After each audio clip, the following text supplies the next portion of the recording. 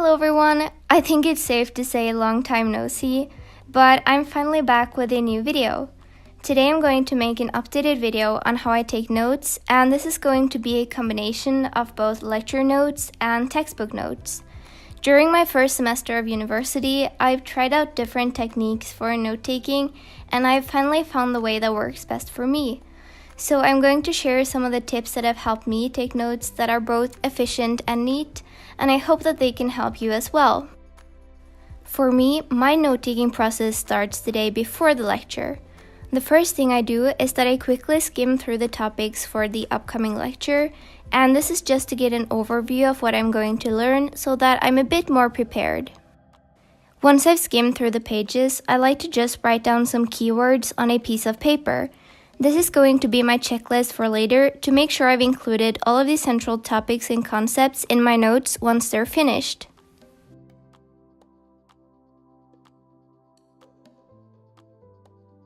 During lectures, I prefer using grid paper for my notes. I feel like the grid is a big support when it comes to making my notes neat and organized, and it also makes the spacing between the lines more narrow, which is useful for those of us with small handwriting. I also prefer loose leaf paper over notebooks, just because I don't have to deal with the spiral getting in the way, and also because I put my notes in a binder when they're finished. When it comes to stationery, lately I've been mostly using erasable pens. That way I don't have to cross over or use whiteout on any mistakes, and I can also just change my notes as much as I like. The pens I use the most are the Pilot Frixion 0.5mm pens for writing, then the thicker Pilot Frixion pens for coloring, and the uniball signo erasable pens for some extra colors. You should keep in mind that these pens may be erased by friction, heat, and other things, but if you are a bit careful, you shouldn't have too much trouble with them. If there isn't already a margin on the paper I use, I'll quickly make one before I start writing, just to get some extra space that I will use later. A good tip for keeping your notes neat and organized is to have a certain system for organizing what you write that you stick to. For example, I start a new paragraph for each concept, then I use bullet points to add extra information related to that concept, and I use arrows to include short examples related to the current topic.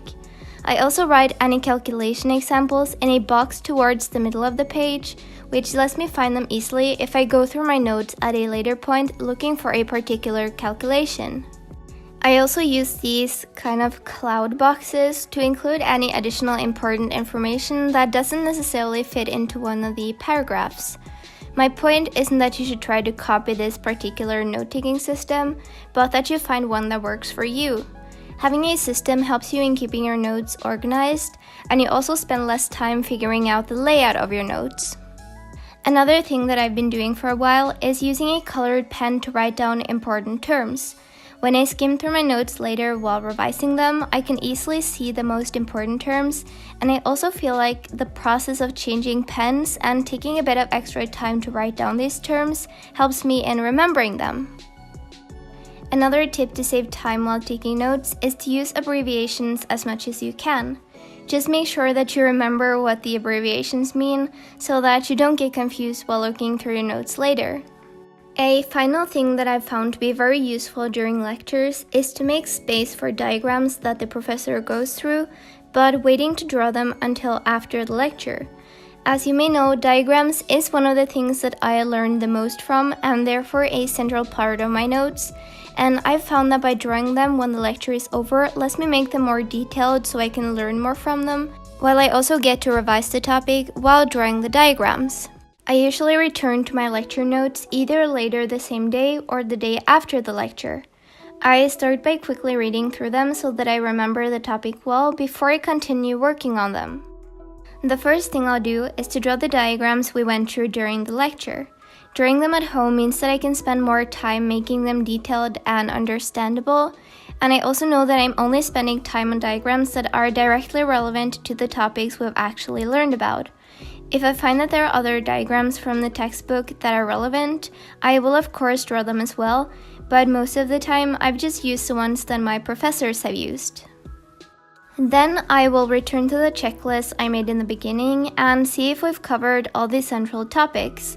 If we're missing anything, I'll add it to my notes, and I also use the margin to add any additional important information, more examples, or any details that I feel is important to include.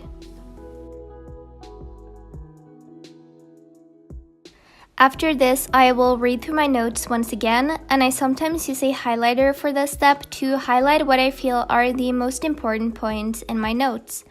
The last thing I'll do is that I will write a brief summary at the bottom of the page where I focus on the main ideas and also the concepts I found to be the most difficult ones.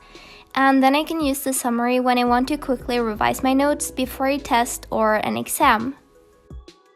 Finally, a completely optional last step is to take a couple of minutes to make your notes look neater if you feel like it. I usually don't do this myself, but if my notes look especially messy or if I just want to do something creative during a study break, I might change the title, make the subheadings a bit fancier, or just anything that makes my notes more appealing to study later. This is of course not necessary though, and if you don't feel like doing it, you definitely should not feel like you have to. So that is it for how I take notes, and I hope this could help you in figuring out your own note-taking process. Remember that everyone has different techniques that work for them, and if you have any tips for note-taking that you find useful, then do feel free to share them with everyone in the comments. Thank you so much for watching, and I will see you soon with another video.